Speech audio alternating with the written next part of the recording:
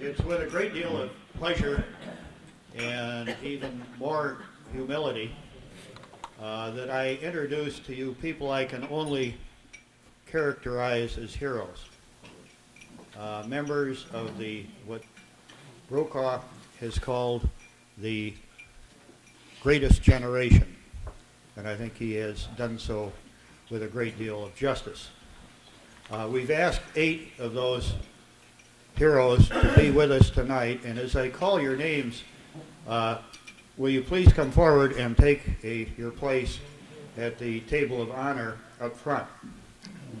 First of all, I think World War II was probably the first major war in which women played a major part in the armed forces. And tonight, representing the women in World War II is our own Marion Grattan, who served as a seaman first class in the Waves, was stationed in Rhode Island and Florida during the war. Marion?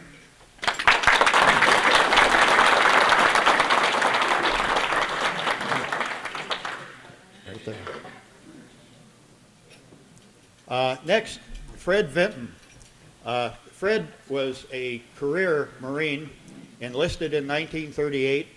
He was a master sergeant. He was at Corregidor with MacArthur and endured the infamous Bataan Death March. One of the few survivors, was a prisoner of war during the balance of the war, later served in both Korea and Vietnam. Has served in 3 different wars. Let's welcome Fred Vinton.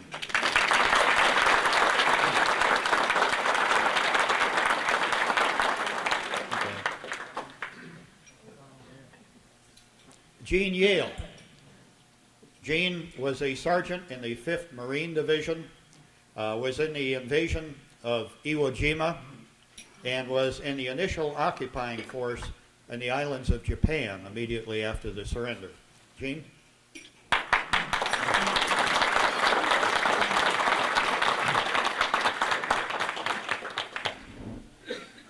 Bob Kendall.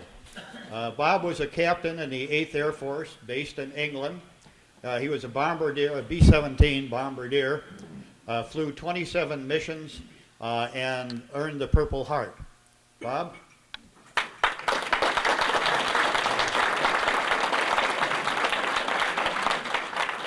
Walt Boris was a captain, the 15th Air Force based in Italy, was a pilot, B-17 pilot, flew 40 missions. Got the Purple Heart, 5 air medals, and the Distinguished Flying Cross. Walt?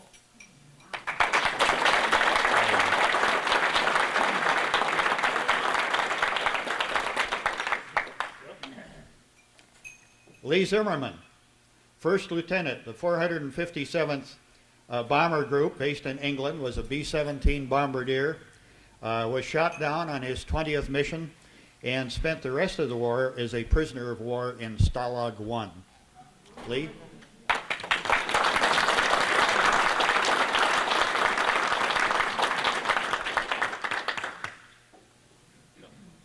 Peter Blake, in the U.S. Army, the 114th Artillery Battalion, served in North Africa, England, France, Belgium, and Luxembourg.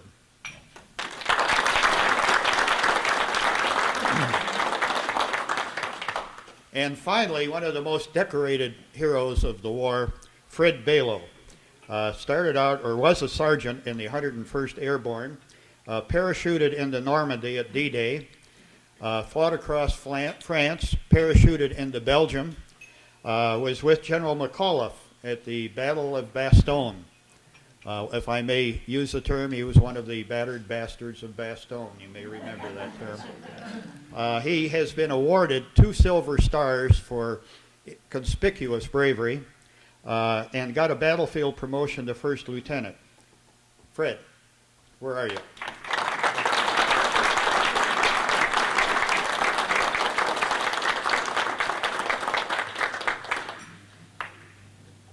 I want to welcome every one of you. Will you please be seated? And I'm going to turn the program now over to our moderator, John Fisher.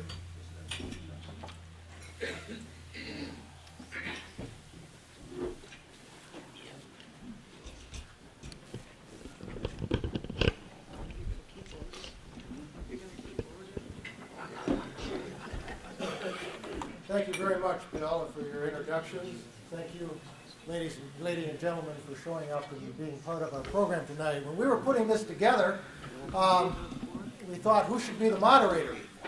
And we began to talk about different candidates, and we have a couple of lawyers in our group. And we thought, well, maybe one of these lawyers should be our moderators. And then we started talking about things like cross-examinations and filing briefs and closing statements, and we thought, well, maybe lawyers wouldn't be a good idea. Well, then we thought, well, we have a lot of doctors in our groups also. Maybe one of those doctors would be willing to serve as moderator. And, well, someone came up with the idea that the doctor would probably just give a lot of advice. So we thought a little bit more, and I said, hey, I know there are a lot of school principals in our organization, or retired school principals. And someone said, well, all they'll want to do is make announcements. We thought about clergy, asking a member of the clergy to come. And you know how they are about time. We thought about politicians, because we know there are some politicians. And the word filibuster kept coming up. Well, they finally decided to ask me, and since I'm an old school teacher, I'm going to start the program with a lecture. And then we'll get to our questioning.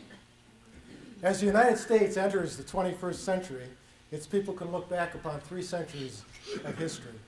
Each century had its unique character and history that sets it apart from the others. In the 1700s, we saw the beginnings of our form of government, our fight for independence, and the beginnings of our form of government. In the 1800s, we saw the expansion and growth of our country, and we saw a great war that saved and preserved the Union. In the 20th century, we saw our emergence, our country's emergence as a world power. We can only dream of what this new century will bring. Each century in our past has its watershed event that was peculiar to its own time, the Revolutionary War, where the common man broke away from the bonds of monarchy, was the major event of the 1700s. The Great Civil War, where that freedom was extended to all men, was the historic cornerstone of the 18th century. In the 20th century, the last century, the American century, as historians have called it, scholars, pundits, and yes, even pollsters have determined that World War II was the one central, most important event of the last 100 years. We are fortunate tonight to have these 8 participants, veterans of that great war, with us to reminisce and retell their stories of that era. In the book, in his 1998 book, and Bill mentioned this, The Greatest Generation, Tom Brokaw recalled being asked by a colleague what his thoughts were while he was covering the 50th anniversary of D-Day in 1994. His reply at that point was, and this is a quote, "I think that this was the greatest generation that any society has ever produced." Thus the title of the subsequent book, The Greatest Generation. He's also written 2 other books, The Greatest Generation Speaks, and I believe last week he came out with the 3rd edition of the Greatest Generation series. I think it's called The Memories of the Greatest Generation, or the Memorabilia, or whatever. It's in the bookstores now. Brokaw also stated in this book, and this is a quote, "They answered the call to save the world. They faced great odds and a late start, but they did not protest. They stayed true to their values of personal responsibility, duty, honor, and faith. At an age when their lives should have been filled with friends, carefree fun, and plannings of their future, they were thrown into a monumental struggle that changed not only their lives, but the history of the war." At this point, I would like to open up with our first round of questions, and as you hear these questions, if you'd just like to respond to them, and you don't need to respond to each question, you can respond to the ones that you would like to. It says, each generation has one touchstone date that's permanently etched in their minds. December 7th, 1941 is that date for this generation. As you were all teenagers or young adults approaching adulthood, could you please recall what your aspirations, your hopes, your dreams were leading up to that date?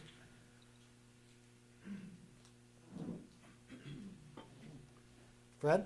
I just remember laying on the floor, seeing that green ball on the radio, when you bring it over to level it up. Okay. Just knew we had to get going. Okay, when you, that was the day of the invasion, you saw the green bulb on the radio, right? As other young adults, what were your plans for at that time?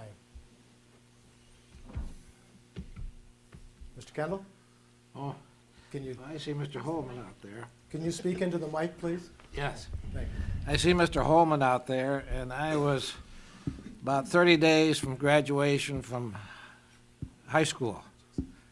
And so we were, Marion Grattan was just ahead of me, and I was going off to University of Michigan. Okay. And so, some of my friends were eager and didn't even stay till end of January to graduate. They enlisted, but I must admit I waited until they passed the draft law, take 18-year-olds. So that's what was happening to me. Mr. Zimmerman, did you have something that you'd like to add? I could just remember my mother crying that day on December 7th, and Pearl Harbor Day. I mean, when they bombed, when we bombed in Pearl Harbor, and I can remember coming home, and my mother, she knew what it was all about.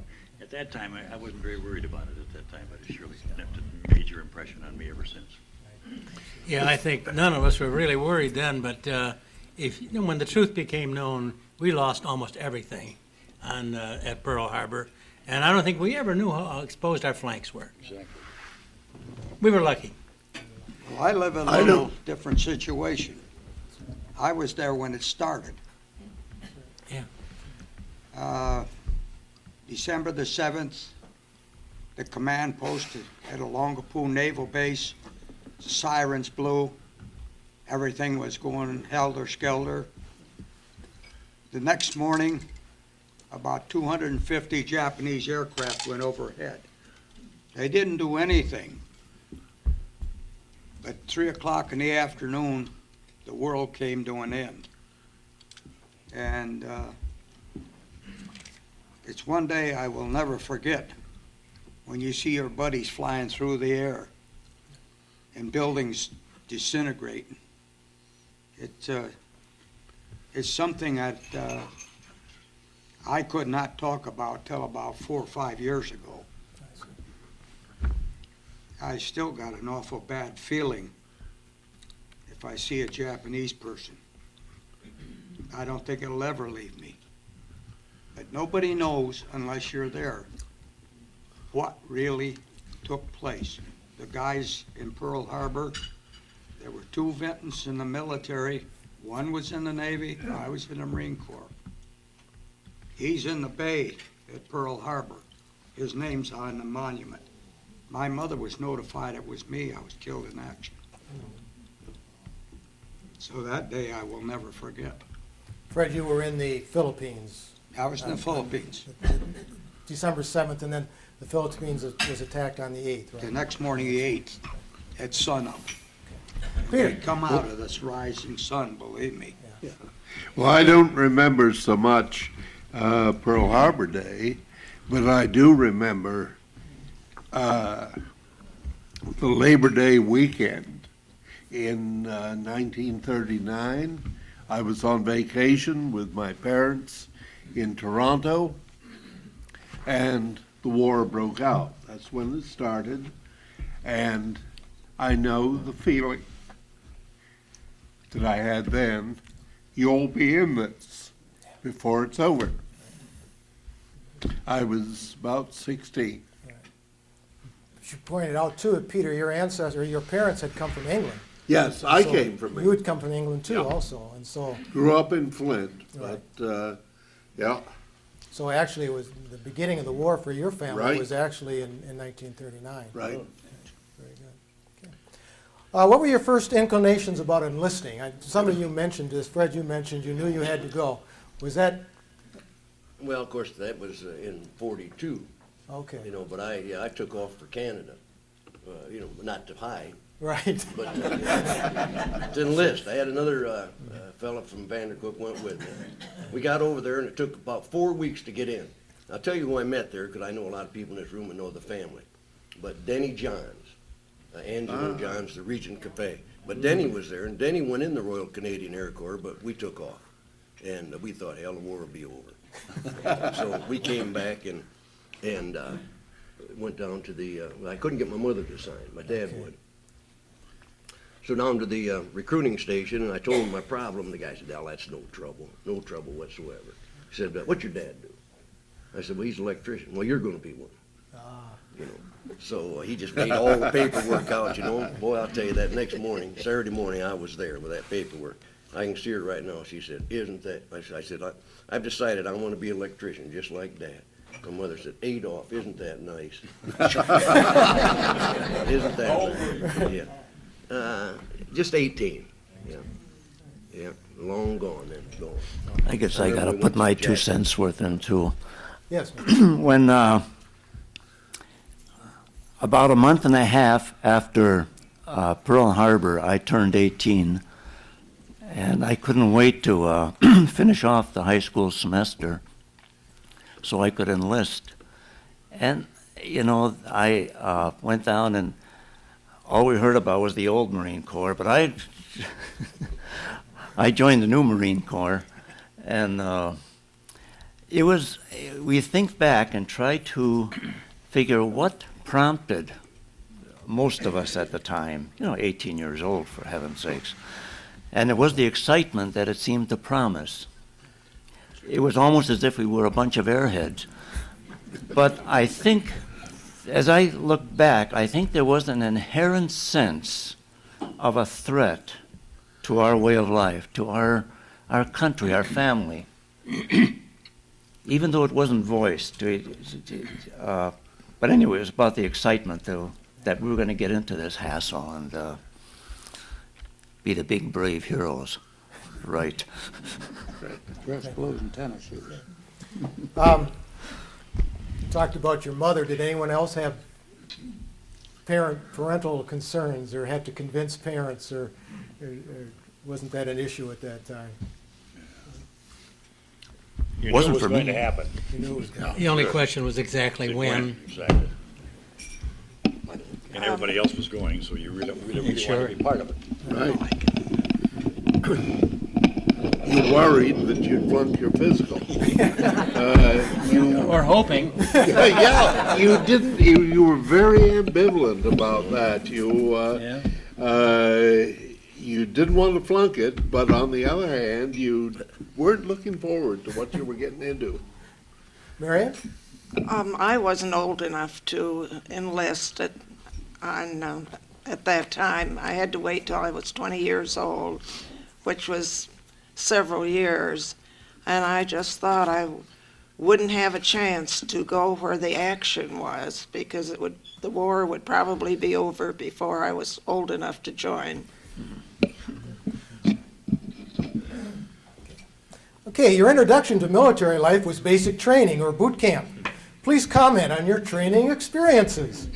Notable influences in your lives, such as your drill sergeant, or anything else that happened to you during your training period of time. Well, I didn't have a drill sergeant. I was in the Air Force. And let me tell you my experience. My first assignment was Nashville. That was a classification center. That's when they decide what you're going to do, be a bombardier or a navigator or a grunt or whatever else. We were on the base there for about 20 or 25 days. And they let me out into the city. And I got onto this bus, and everybody was standing up in the front, and nobody was sitting in the back. And I sat down in the back, and the bus stopped. And the bus driver said, "Well, that goddamn Yankee, get out of the nigger section." Well, you see, I grew up in upstate New York, and I didn't have any such feeling about black people. So that was quite an introduction to the way the South, and then all of my training after that was down south. Nashville, Maxwell Field, Alabama, and then 6 months in Arkansas. For my 6 months in Arkansas, they gave me what they call the Arkansas ribbon. It's a yellow field with a green banana on it. Enough said? Yes. Okay, anyone else have any memorable training experiences? I'm going to have to. I went through the war a very easy way, because Fred's had his first months, the rest were horrible, but they called up all these young fellows out of the schools in February of '43. So I was in Michigan in February '43, went down to Miami Beach for basic training, to the hotels on the beach. You know, how the rest of these fellows are going to be real upset. And but I do remember when we got off the train, we climbed in the 6x6s, and some fellows were there, and this was something you heard the rest of the time you were in the Army. You'll be sorry. And then the next morning, I thought I was in the middle of a base as we're marching back from the mess hall, and then it became dawn, and I saw I was marching on a street in Miami Beach, and not in the middle of any army base. So some of us had it easy, but compared to the rest of them. Oh, that hurts.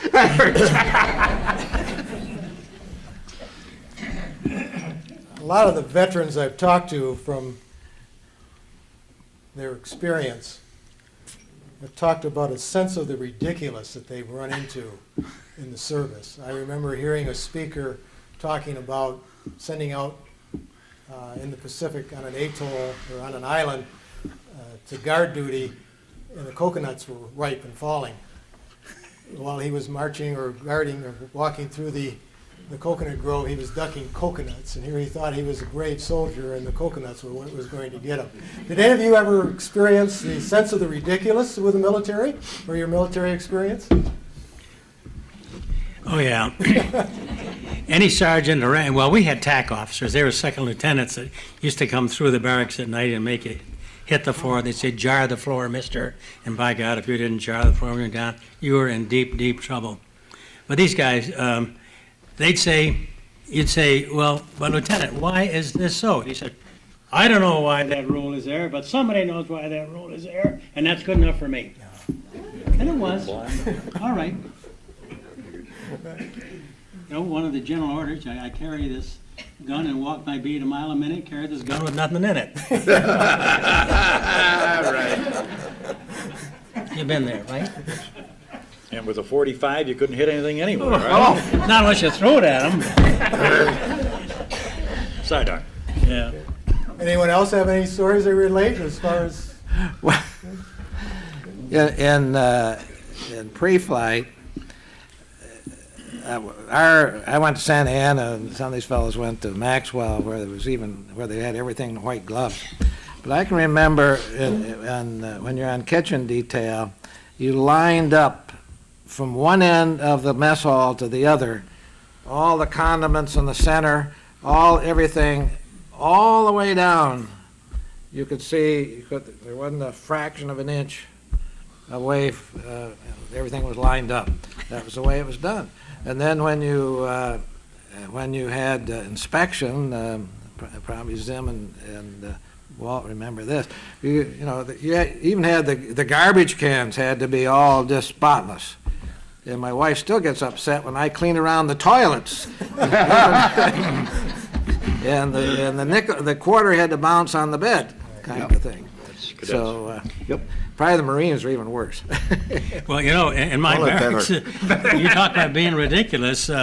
They'd come through and inspect you when they found a toothpick on the floor, and my roommate was gigged for having unauthorized lumber in the room. And he had cut himself shaving, and he got demerits for defacing government property. I always remember a poster that they had when I just got into the Marines at that time, and whatever you put on your tray to eat, you had to eat. And better leave your cotton-picking hands off your neighbors. And he had this massive poster in this cafeteria, and it showed this hand like this with a fork stuck in it.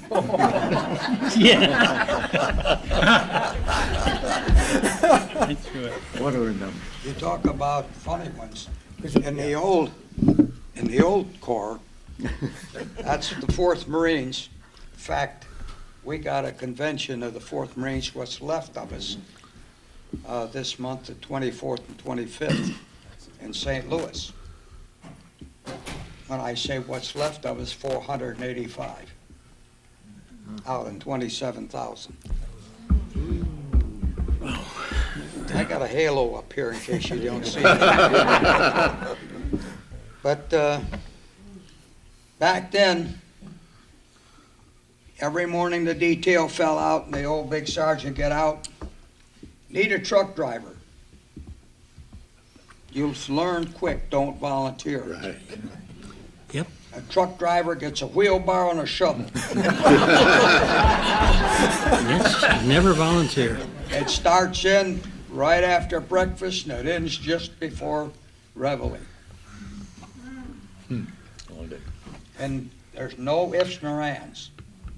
Back then, if you stepped out of line, you could get a good treatment.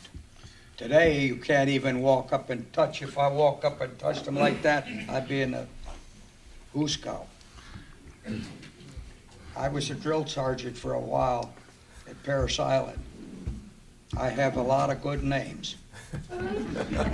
I never lost one man. Just a little for instance, this year my wife and I mailed out 470 some Christmas cards. I got a reply from all of them that have worked for me during the years. Pretty good. Yeah. So pretty good rapport. So funny things do happen. And if you get in the Marine Corps and you get on KP, and he'll vouch you start on the potato stack, that's for a month.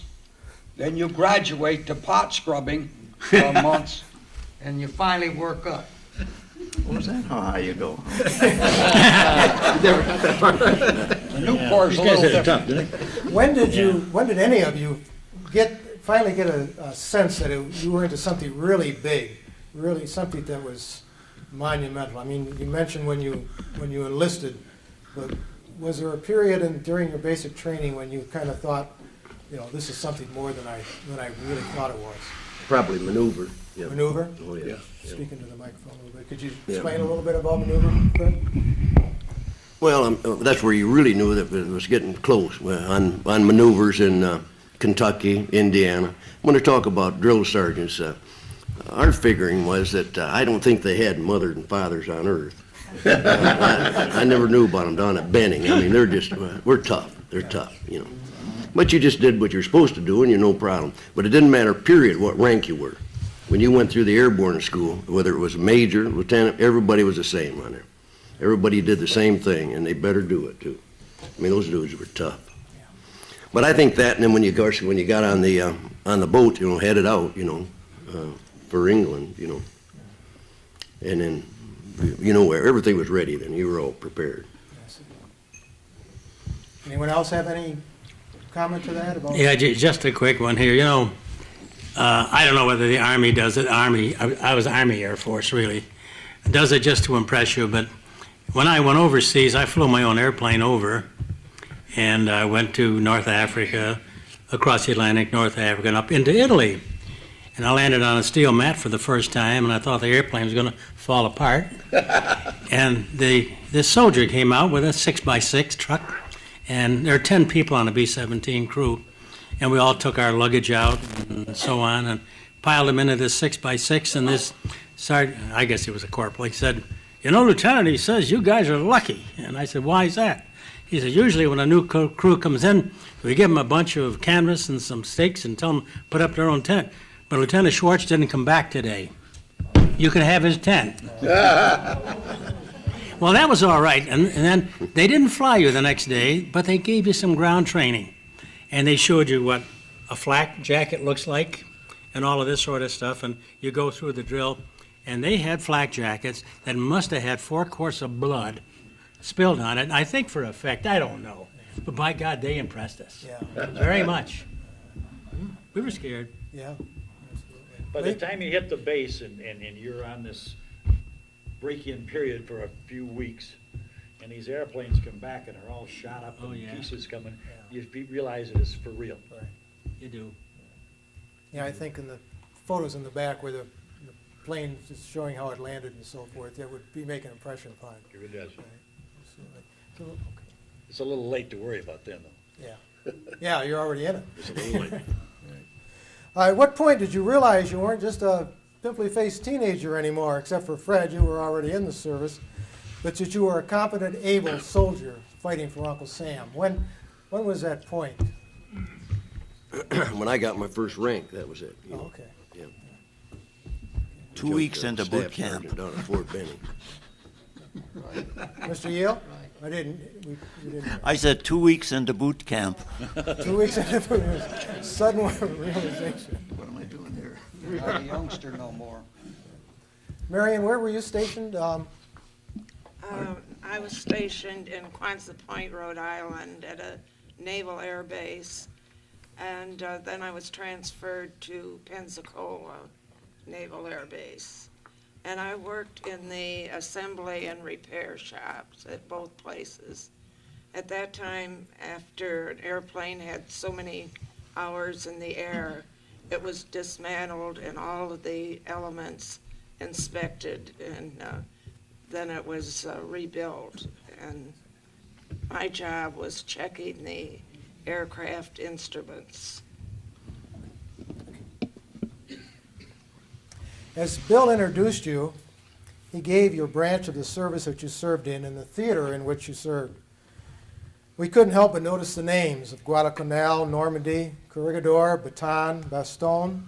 These are names that will be ever forever remembered. For you who were there, these are not just names in a textbook or titles of a movie. These are places where you faced the enemy.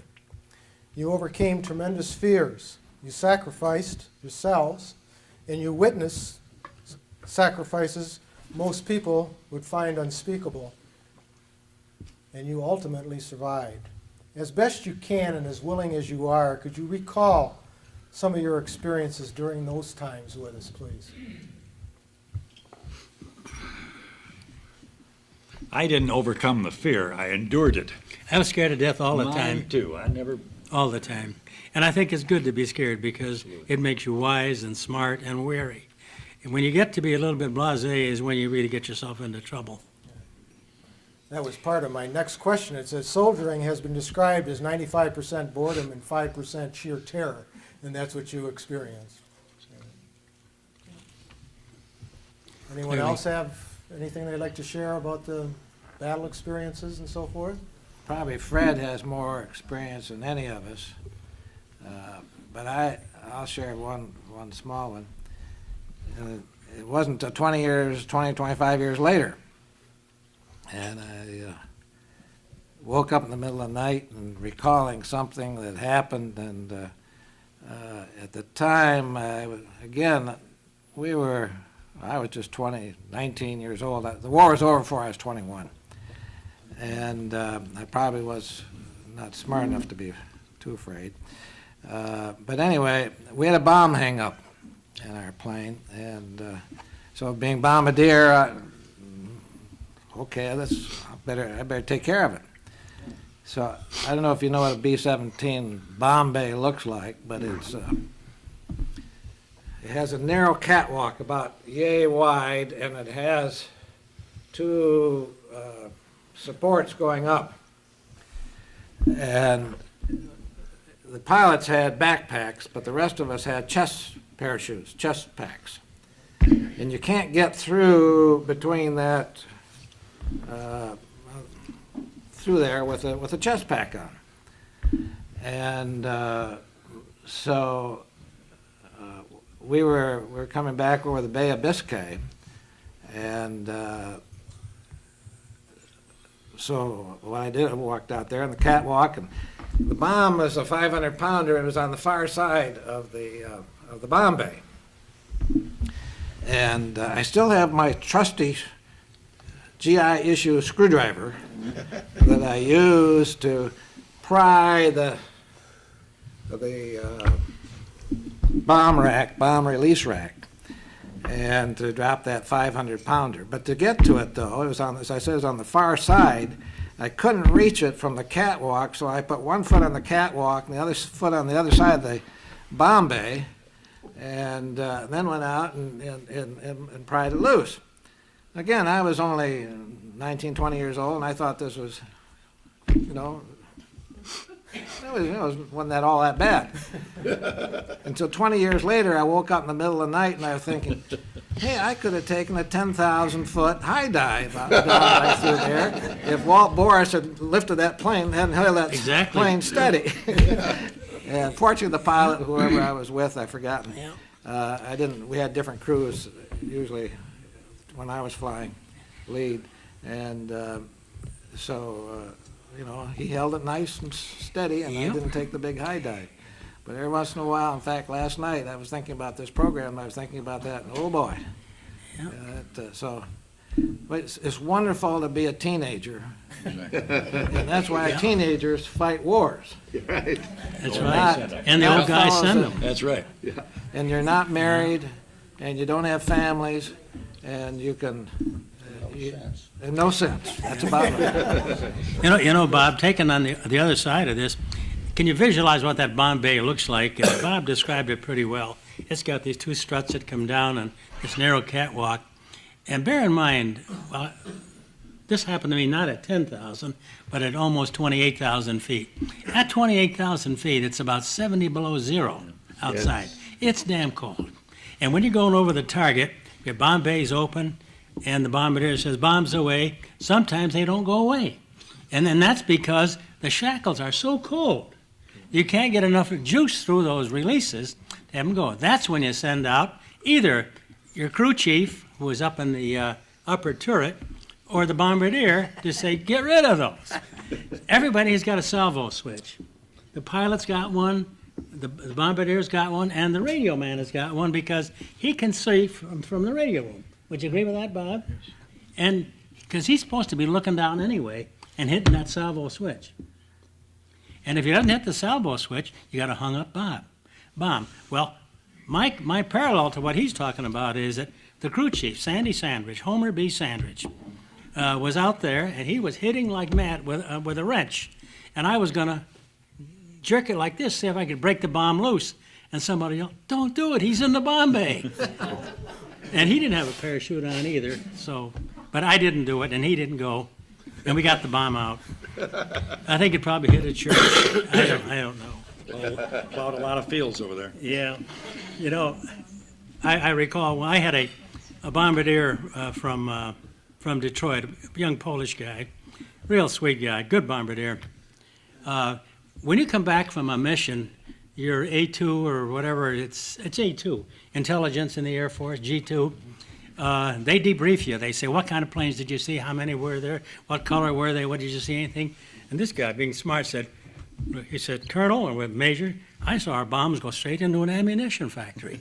My God, everybody comes over. He's calling the generals over. By this time, Pete is getting very uncomfortable. And they said, now describe this factory. He said, well, you see that poster over there? It says food is ammunition, and I saw our bombs go into a potato patch. They almost killed him. True, so help me. Fred, did you have something? Yeah, I was going to say, probably the biggest deal I can recall to relate to you was the night before D-Day. That's when we were all down at the marshalling areas. At best you wanted to eat, everything they'd give it to you. We knew this was the time to go, see. All these young guys. No, but really, I don't remember anybody scared. I really don't. I'm sure it was hidden, but I mean, and we're talking, nobody will ever live this scene again. When we took off, and it circled up there, and we had them little windows, and you look, if you can imagine down below, the number of boats all circling, getting ready to go over. And then, and just before we left, down in the marshalling area, here, I'll let you read this.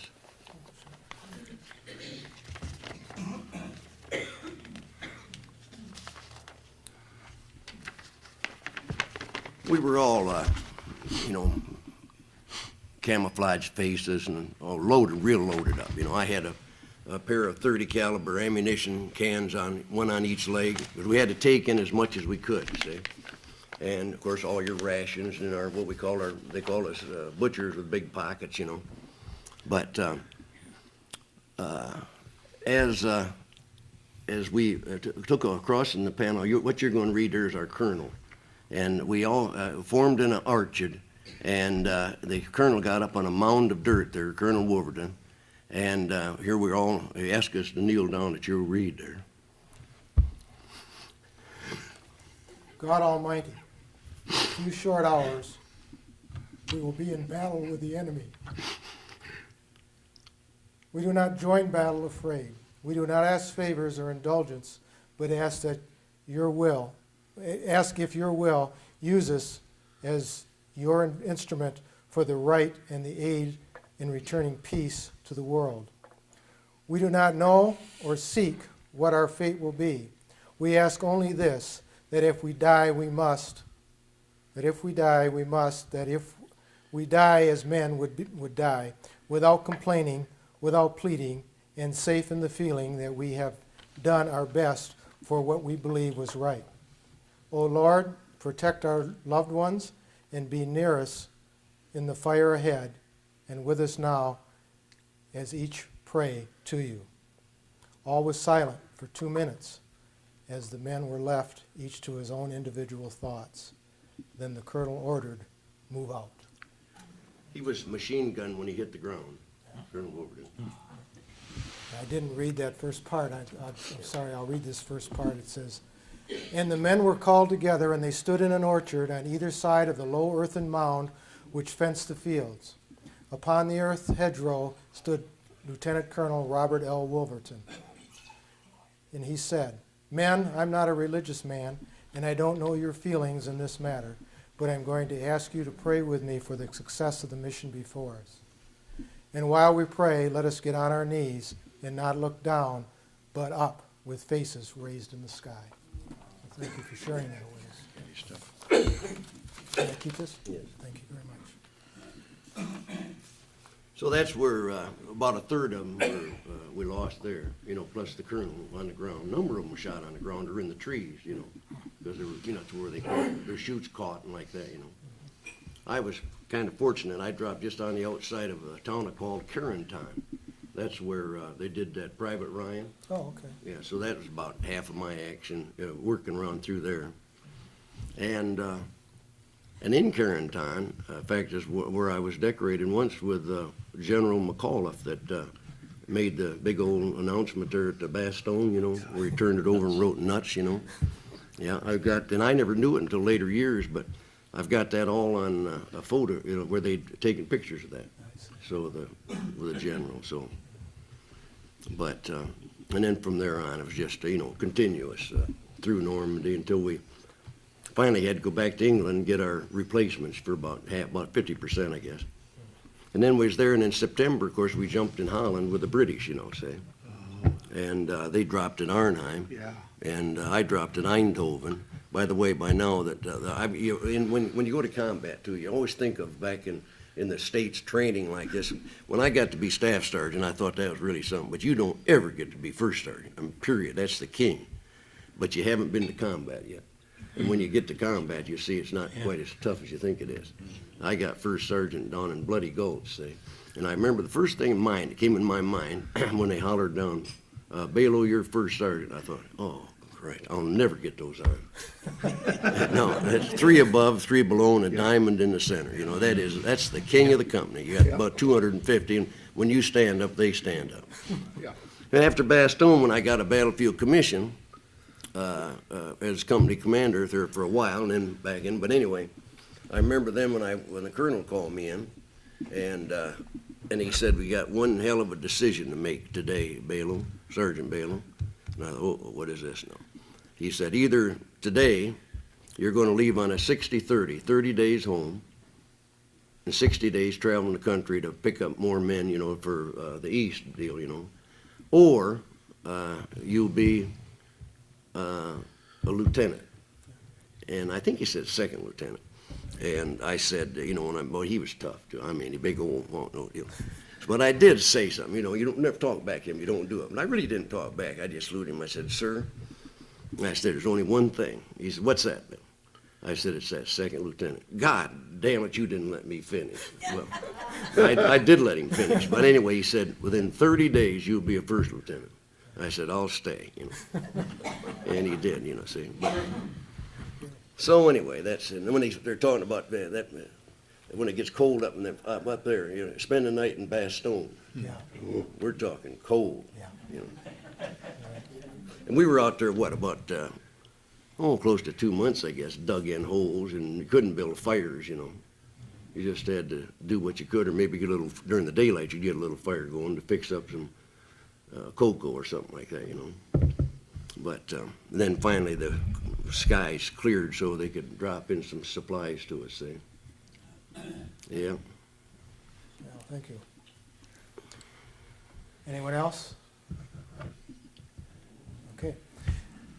Were there any occasions where you happened to, I use the term touched history? I mean, I was listening to an Army nurse speak last month, and she said that she was in Denver, and General Eisenhower was slated to come through Denver on one of his tours stateside, and he was scheduled to have dinner at the officers' mess, but he came through the enlisted man's mess and sat down at her table and had lunch with General Eisenhower. Did you have any experiences where you ran into anyone of note, or where you saw Bob Hope in a USO show, or wasn't he doing it those times? Was there anything on that order? You're talking about things like that. My good friend Dugout Doug on Crigador was not in the tunnel like the books tell you. He was out with the troops. I was at Middleside on Crigador. I lost about half of my people. But he was out there. And when he got orders to leave the Philippines and go to Australia, we loaded him on a PT boat. And that's when the Army command I lost all respect for.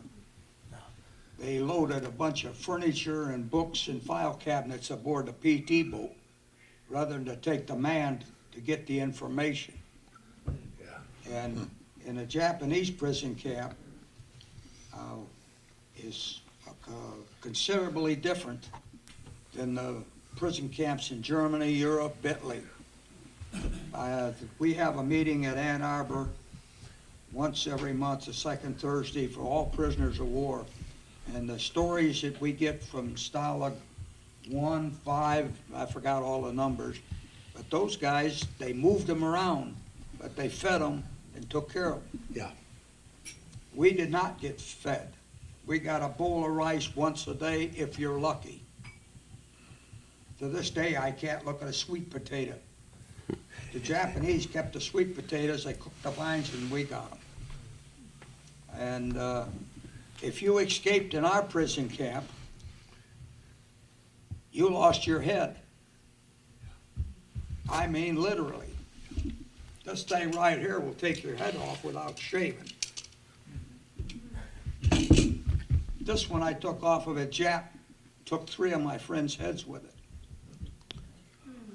I made sure he didn't come back home. His name is in the handle of this and his whole history. I'm a little bitter. I can't help it. I try to correct myself. When we get over there, there are 15 out of Stalag 1. There are 12 or 14 out of a couple of the others. Total Army personnel is 48 over there.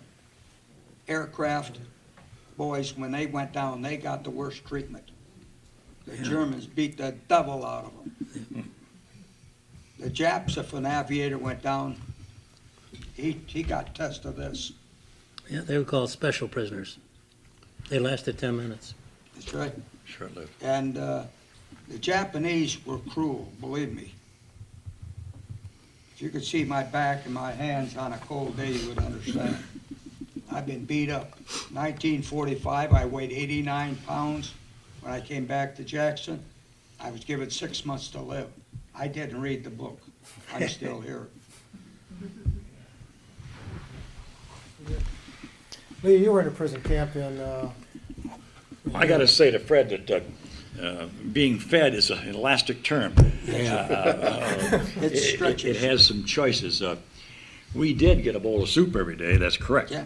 We also had Red Cross parcels that we existed on, they were a mainstay. Talking about things you, pardon? Raw potatoes. Your raw potatoes, rutabagas, we had lots of rutabagas. We always thought the meat that was in the soup came off the eastern front, in other words, from horses, you know, I don't know. But so, you know, it wasn't exactly a bowl of soup, you know, but it was more humane, I understand it. And we did have the advantage, and by the way, you talked about it earlier, in Stalag 1, it was an Air Force camp, and the first guys that went in there are the Brits that went in the Dunkirk raid, 39. That was the formation of that thing. And those guys had enough, they were deep in Germany, you're about 125 miles northwest of Berlin, right up on the Baltic Sea. And these guys were such a wonderful thing, the Germans would parade them into Barth, Germany on Saturday afternoon, buy them a beer, and so they'd have enough rapport with these guards that they had a clandestine radio, and we got BBC News literally every night, and so we could follow the thing. It was kind of like, you know, Stalag on TV that they had, but not really. Real. But we did follow the thing, and BBC did the You thing. were able to keep contact with the outside world. Fred, you probably had no inkling whatsoever, did you, Mr. Van? Oh, yeah. Oh, you did? Yeah, I was unfortunate. One of the Japanese that caught me and went through school with me at General Motors. And I wound up running the power plants in the Philippines. And we had the only prison camp in the whole Philippines, in Japan, that did not have electric fence. I convinced the Japanese it wouldn't work. I had, for anybody that knows, and there's difference between AC power and DC power. I had both generators. I had them wired in such a system on 4 wires that the Japanese would go to town in Manila and bring back a radio and plug it in and blow right up. I'd plug it in and it'd play fine, and they'd stand there and shake their head. But we did not have electric fence, because when they hooked it up, we turned the switch on, the fence melted about halfway around the camp. DC is real powerful. Yes. It's nasty. For short distances. AC wouldn't do this. AC will bounce around. And they didn't know this. So we had the only camp without electric fence. What were the reactions of the native people, whether you were in Europe or whether in the Pacific, of the natives, not the military, but the native people, when they were liberated or when you came through?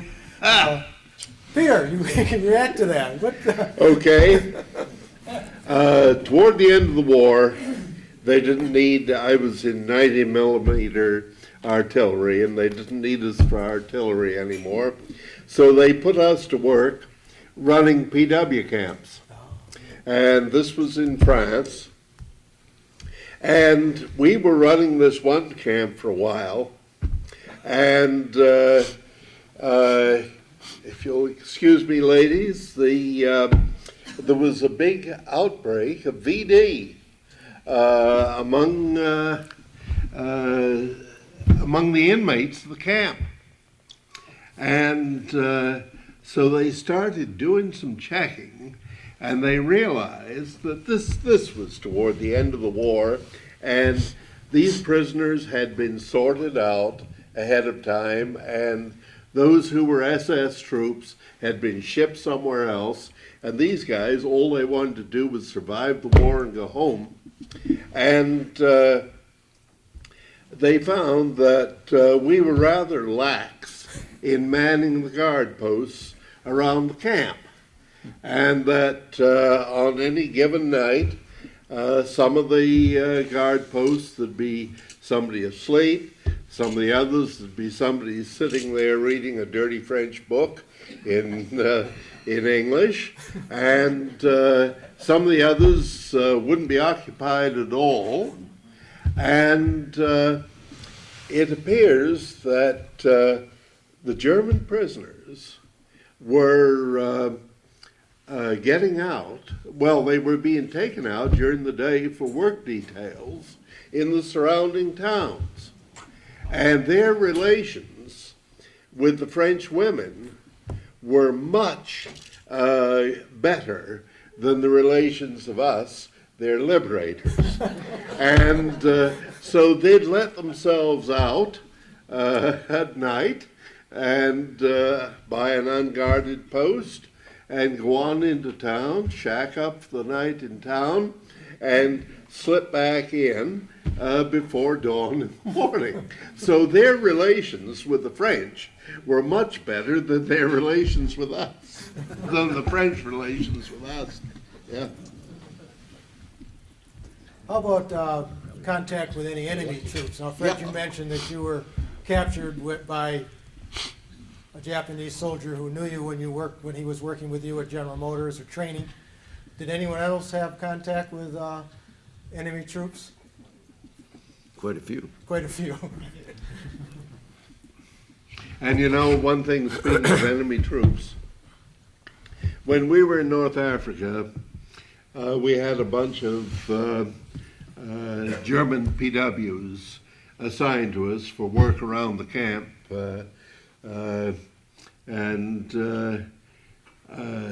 These guys were Africa Corps, and they'd look at you as if they'd like to spit in your eye.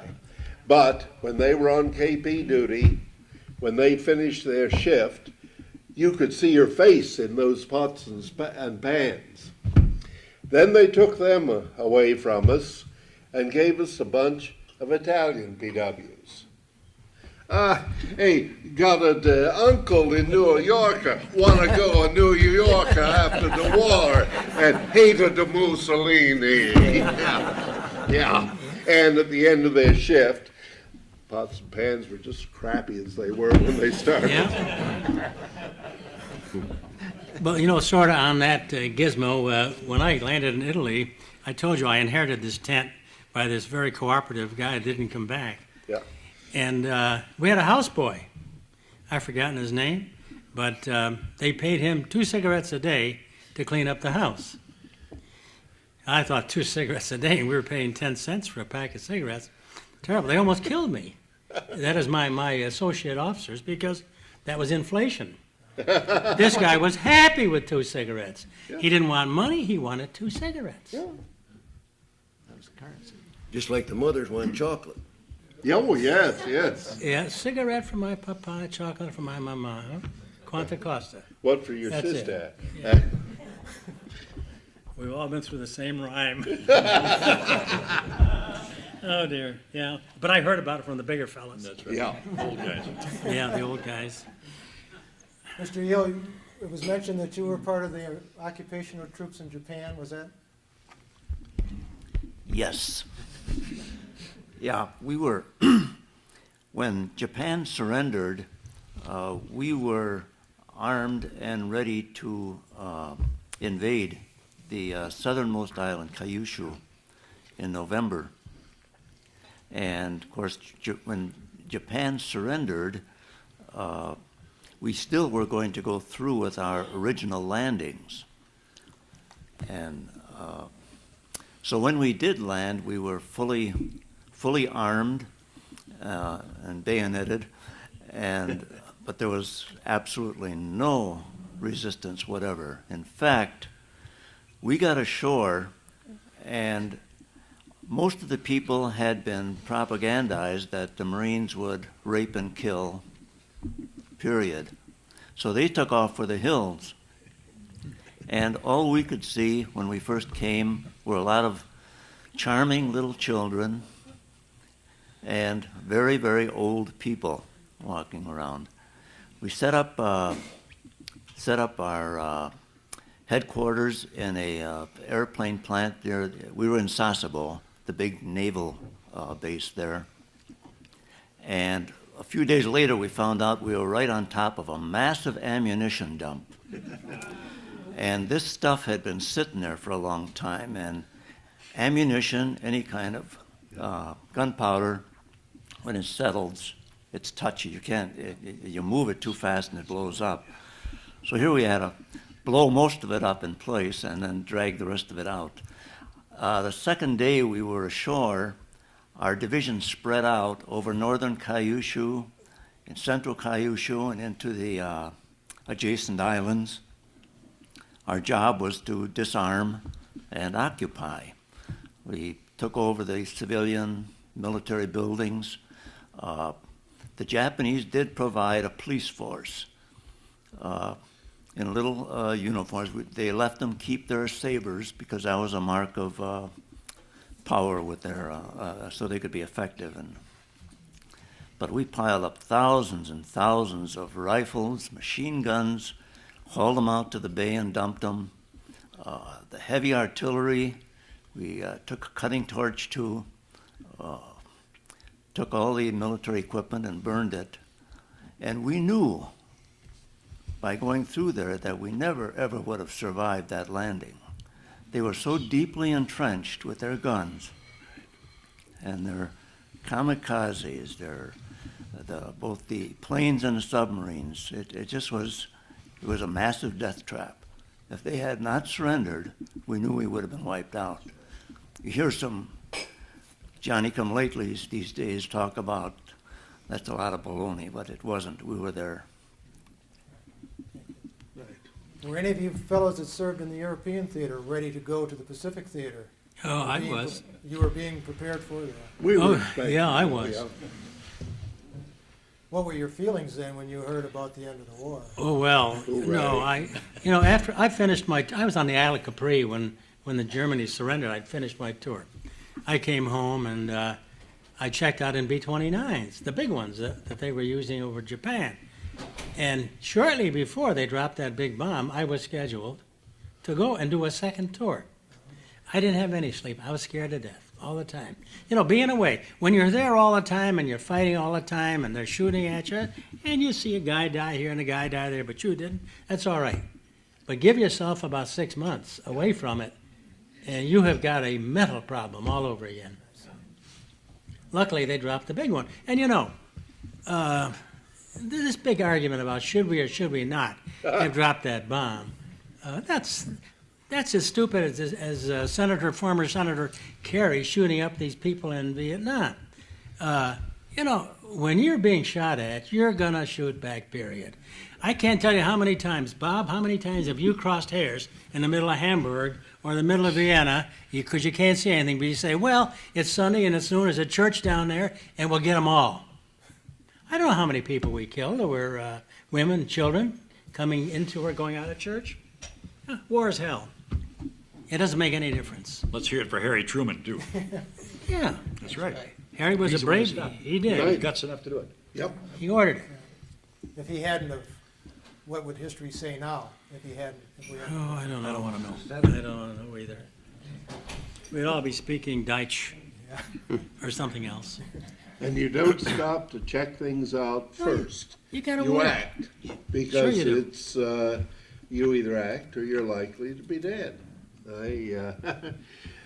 Fortunately, Sergeant Zach Hall in my outfit never found out who, after we had moved positions in North Africa, who put a bayonet through his barracks bag and everything he had in it.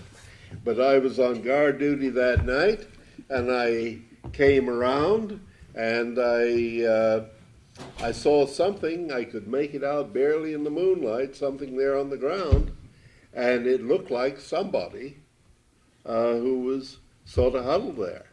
So I stepped up, and I almost pulled the trigger and put a bullet into it, but I still wasn't that sure, so I said, okay, get up, or I'll ram this through you. No movement. I rammed my bayonet in it, and I couldn't feel any twitch, so I knew, well, it probably wasn't alive. And just before I got off duty, it was starting to get light enough that I could make out it was a barracks bag. Sergeant Zach Hall had a bayonet slice through every bit of his clothing. A souvenir. Yep. Well, today most veterans say that after the war, they just wanted to come home and forget about it. Many did that very successfully. In the book Flags of Our Fathers, the author tells of his father, James Bradley, a flag raiser at Iwo Jima, who never spoke to his son about his wartime service or to anyone in his family. Would any of you relate to us your feelings at homecoming and since that time? What was the Are elation? you referring to when you first come home? Yeah, that's a good place to start. Well, I got to dislike news reporters and political hounds first class. I was the first prisoner of war to return home to Michigan. I hit Jackson Railroad Depot. I never seen so many people in my life, and I didn't know only two of them, my mother and her sister. But I got so sick of newspaper hounds that I went back to Great Lakes. I had 90 days. I was here 15 days and I left. I couldn't put up with them. So I went back to Great Lakes. And when you come back to the state, when we came back to the States, out of the 1,750 some of us, there were 12 Marines that came back to San Francisco on the first bunch. So we all had the same feeling. The press is, to this day, I don't like the press or media for nothing. I don't believe anything they print. But truth is hard to come by. I just remember going to work. That's it, period. The show's over, get to work. I still work 7 days a week. It was getting home and getting back to work. And That's it, right. leaving behind. Yeah. Well, I remember, by the way, it was, I remember the trip back. We left Antwerp New Year's Eve, 1946, and it took us 19 days to New York Harbor. We were on a Liberty ship, 600 troops on the boat, in the January storms. Fortunately, I'm not bothered with seasickness. And so there was a nice short chow line. You'd be walking through between the bunks on the way to the chow line, and somebody with a green face would be lying there. What do they got today? Oh, it's some nasty, greasy old stew. You wouldn't want it. And so a nice short chow line, and but it took us 19 days to get back.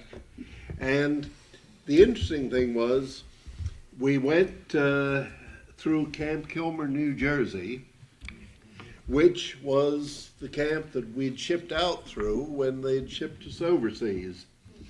And the difference in the way they treated us. When we were going over, it was, okay, you bastards, you better be where you're supposed to be, when you're supposed to be there, or you'll get court-martial may direct. When we were coming back, it was, gentlemen, we know you want to get out of the outfit, out of the Army as soon as you can. Our job is to help you. So if you'll please try to be where you're supposed to be, when you're supposed to be there, we can get you through that much quicker and better. Yeah, it was a big difference. Yeah, they gave us a course on how to treat women. Oh, yes, yes. Remember yes. that? Oh, yes. Now, remember, you're yes. back in the United States now, and be polite, be nice. Yes, yes, yes, yes. We had an interesting thing. They finally flew us, the Russians and the Americans, trying to decide whether they should truck us out or they should fly us out, and finally, and you know what a B-17 as far as carrying personnel awful, but we finally flew us out. They flew us to camps. There was Camp Lucky Strike, Camp Chesterfield, and they were just returning prisoners coming out of Germany. And they were by the thousands, and they put you in a tent. You're going to be on a boat 24 hours, 48 hours. My buddies and friends said, we'll probably never see Paris again, so we went to Paris. They never missed us. And all a POW had to do was show his dog tags and sign a slip, and you get $100. Now, $100 is a lot of money in 1944, 45. But they never missed one of those chits I signed by the time I got there. We had a lot of fun in Paris. Oh, yes. Were there parades when you returned? Were any of you part of a big parade, or I already saw newsreels when I was a kid of the soldiers returning, and that wasn't common. I have a story that Marion will appreciate because it's about her subsequent employer, boss.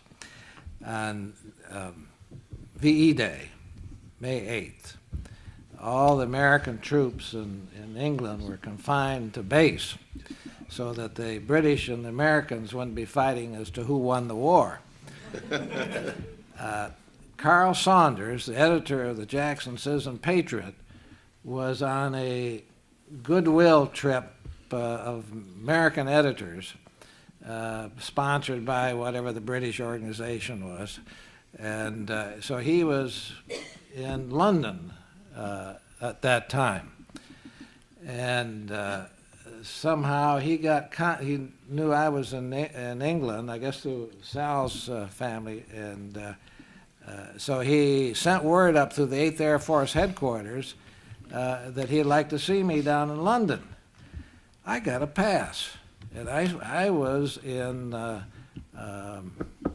what's the big square in London? Trafalgar. Piccadilly Circus. No, Piccadilly Circus, right. Eros was all covered up in those days. And so I was in Piccadilly Circus when celebration was going on in London, thanks to Carl Saunders.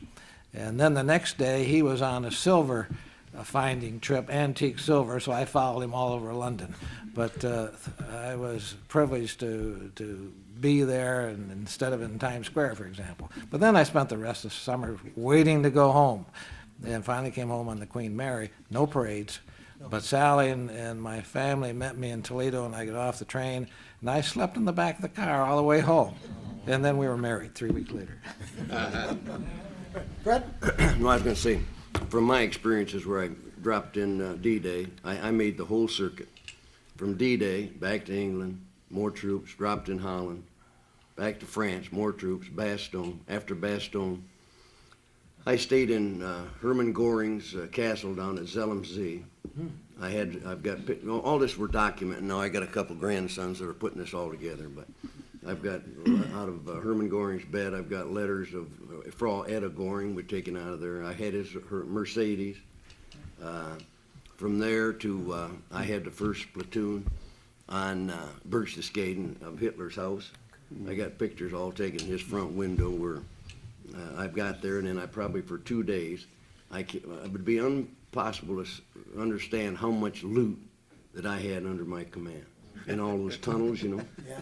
It was just full of it. But then immediately, the different countries were formed to bring in to pick out their, beautiful pieces of their, so they moved us out, see.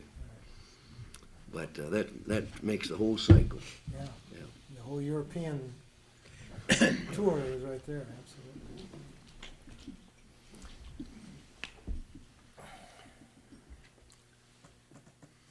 Have you ever thought where you would be today if you haven't spent those years in the Army? What? I don't know if this is a good question or not, but how did that change your life? How did that affect you? I mean, it affected everything, but is there any? Am I asking the wrong question? You're I know referring it to did. when we With came me, back. I mean, you just Fred? straightened your life out, really. I mean, it made you a hell of a lot better citizen, Okay. and definitely. and respected things more. Okay, it gave you a sense of where you were from and a sense of your country? Absolutely. Absolutely. Well, I was very fortunate. I grew up, you might say, in the service, in the war, and I came out with no holes in my skin and with the GI Bill to put me through college, and it took me in my life in a direction that I don't think it would have gone without it. I talked to a friend of mine who grew up in the Detroit area, and he said before the war, he was going to work at the Rouge plant. Yeah. And he says, yeah. if that hadn't happened, if the war hadn't come along, he said, I would have stayed at the Rouge plant. He says, but with the GI Bill, he was able to go to college, and he also was a teacher, so things like that. Anyone else have any thoughts along that line? Well, the fact that you made it and you're well, you say thank God every morning. Yeah. Right, Right. right. Absolutely. Let's do it again. Absolutely. Shall we? Okay, so Not many me. vets You have go. been so silent for so long. This discussion has been videotaped and will be placed in our society's archives, which are stored at L. Sharp Museum. Is there anything any of you would like to say to future generations when they view this film? Maybe 10, 15, 20 years in the future? Our Fred? modern military has ladies in it, women. In my particular instance in the military, we had Navy nurses Yeah. in the Philippines. And nobody knows, only a few of us, what atrocities they went through. There are only 4 of them left alive today, and they are in horrible condition. What happened to them, I cannot even repeat. My wife and I both met one. We know her quite well. And she just breaks right down. And she has no will to live or nothing anymore. And it's a sad situation. And I'm wondering if this same thing's going to happen with the girls and ladies in there now. If they get picked up in combat and go through what's going to happen to them. In war, everything goes. There's nothing illegal. And believe me, he who shoots first is a survivor. Yeah, just one comment I'd like to make. We can talk about whether the Air Force had it easy because they always got home at night if they got home and they slept in a dry bed. And the GIs up front, they got shot at all the time. Now, this happened to me in Italy. The Gustav line was maybe 80, 90 miles north of Rome, and that's where the Germans drew the line. Rome was occupied for some time. And they go out on patrol all the time, slugging each other away. And so the Air Force and the Army set up a program. They would send back a line officer, Second John or something like that, to go on a mission with one of us clowns and a volunteer from us to go back up on patrol on the lines. Well, I had this one Southern guy that came back with me. And he sat up front in the bombardiers section because we didn't always have a bombardier. We had toggleiers sometimes. But we had the worst mission I ever saw. Shot up and 400 holes in the airplane, and nobody was hurt on the airplane, but it was a mess. We landed, and he came over to me and he says, Lieutenant, Southern boy, says, I want to thank you for them 2 rides. I said, what 2 rides? He says, my first and my last. He went back happy. Well, basically, for people who wonder how people survived these things, Or even do it. or even did it, Right. basically, you went where you were told to go Sure. and did what you were told to do. There were some that were more aggressive and that volunteered for more involvement, but basically, probably 90% of us just did what we were told to do, went where we were told to go, and you were either lucky, and I certainly was, or you were unlucky. In the book Flags of Our Fathers, the author did a lot of research, and he interviewed a lot of survivors. Yeah. And one of the things that he mentioned in his story of the battle on Iwo Jima was that the training is what got him through. That they Oh, yeah, spent so many months training. As long For as that. those around you are still holding fast, basically you still hold fast. You may want to get the hell out of there, but You don't dare. you don't dare. You stay and do what you're told to do. And that's what in a bomber crew, what esprit de corps was there. Absolutely. Yeah. You were scared to death, but you wouldn't let your buddy down with Right. anything in the world that would keep you going. That's what Exactly would right. tie it all up. In my tour over in Korea, I got to respect the pilots and the bombers. I had a couple rides in Korea. And you think it's safe up there? There's more flak up there than you ever believe. You feel like your butt is hanging out and every gun in the world is aimed at it. You're sitting on nothing. Yeah. And when we came back in to Mosanai and we landed and the plane started doing everything, we didn't have no tires. Oh, Yeah. Real cute. We made it. And along with that, I would inject something. May the 27th, that's two weeks, at 9:30 p.m. on PBS, the Korean War is going to be documented. Walter Crankcase, he took a black eye for this.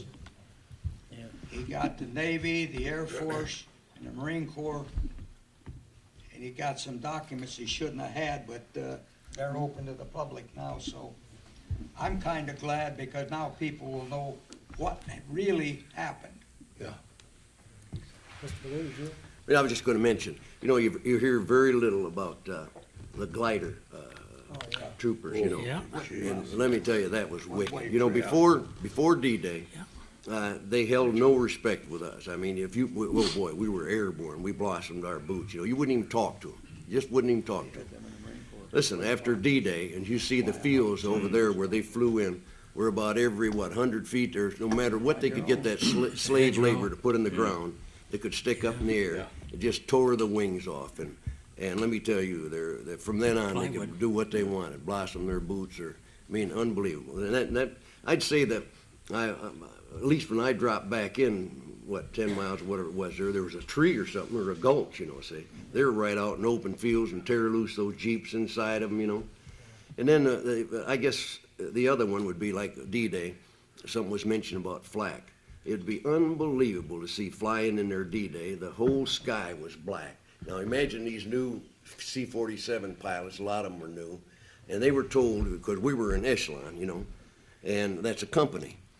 And if they veer off to the left or veer off to the right on account of that flak, boy, we're in deep trouble. And that's what a lot of them did. In fact, I'm not going to say a lot of them, but some of them did, because it dropped some of the airborne right in the channel, see, when they veer off up there, In fact, I didn't know until I was just on this, June 5th, I was over there to Normandy with Mark Bando, who is here as a guest of mine. He is a historian, and he has more knowledge of the Normandy troops in there than than Ambrose will ever have. This guy is amazing with his knowledge there. And every corner we hit, he I didn't know. I mean, hell, Taylor never called me in. But this guy, he knows the information there. It was just an unbelievable chance to go over with him and view that. But down, like we say, with that flak going in, I remember when I went out the door, and I had, I think there was 6 switches to hit as jump master. And it's been all kinds of conversation as to how low. I would guess probably 500 feet or something. I've heard lower, but anyway. But once you went out the door, I seen the plane on my left up there. The tail had just exploded. Now I don't know how many got out of that plane, but the sky was just full of tracers. Period. And barns burning. They had them all set on fire. I mean, there's just unbelievable scene. And then flying down, or, coming down, because it wasn't too long in the air, say, before you hit that ground. Then we had, you probably all heard about them, but we had in our jumpsuits what they call a crackerjack clicker. And I guess I used it once. Cricket. and on the ground, I landed right near the canal and right in a little bush up there. I clicked him once, and that was Otto Dworsky. He was one of my PFCs, so I was glad to see Otto, you know, say. But from that, then you better not use him the next day, because, hey, you were dealing with some smart soldiers, you know, Nazis, you know. Everybody had clickers, you know. But like I say, the flak was unbelievable. And you didn't have much time to look up, but you'd see planes, you know, veering off where they'd been hit and like that, you know. Yeah, it was a show that'll never, but it's like they talked about. It's like all I've got in my office, all these sayings of George Patton's, you know, I mean, period, that's it. When you see somebody, you either shoot them or what. But the next war, if there is a war, we hope it isn't, but I don't think it'll ever be anything like that. Grace, now they got tanks that I guess you just talk and they go do things, you know. Unbelievable, unbelievable. It's all right with me. Mr. Zimmerman? Yeah. This is a quick commercial, but if you're really interested in flying and flak and airplanes and all that sort of thing, I've got some tear-off labels back there, and the 457th Bomb Group Association has the most wonderful array of pictures of this sort of thing. If you're interested in it, you're welcome to come back there and get a label, and it has the Bomb Group site on it. Yeah, it's got a website Yeah. that you It's can wor- access in the computer. Right? And you'll see flak that you're talking about.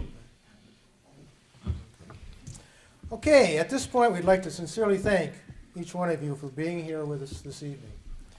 But more importantly, we'd like to express our deep gratitude and appreciation for what you did those 50, 60 years ago. Whether it was on the home front, in the towns or villages of Europe, in the atolls and jungles of the Pacific, or wherever theater of operation you served in our country, or our country owes you a debt of gratitude, an undying debt of gratitude. And thank you once again. Thank you very much. Yeah, oh, yes. Tom, thank you. Thank you. Oh, shucks, but nothing. Yeah.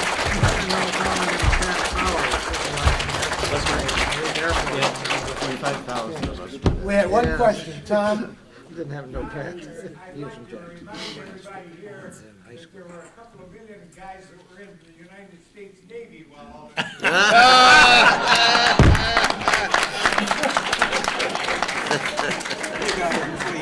Pretty good, pretty good. Years ago in Grandland. Yes, one more question. Mr. Cope. Yes. Okay, well, I worked at that. Oh, yeah, right, yeah. I flew in last year. Yes, sir. Yeah, I was. they kept the Japanese in line so you could have an invasion of Japan. Right. China, Burma, India, we did bring up. We also we probably should mention the Merchant Marine, because I believe there were just as many in the Merchant Marine that were killed as in the other branches of service. For our speakers, your wives receive one of the bouquets as a centerpieces. And we have this American flag that has flown over the United States Capitol.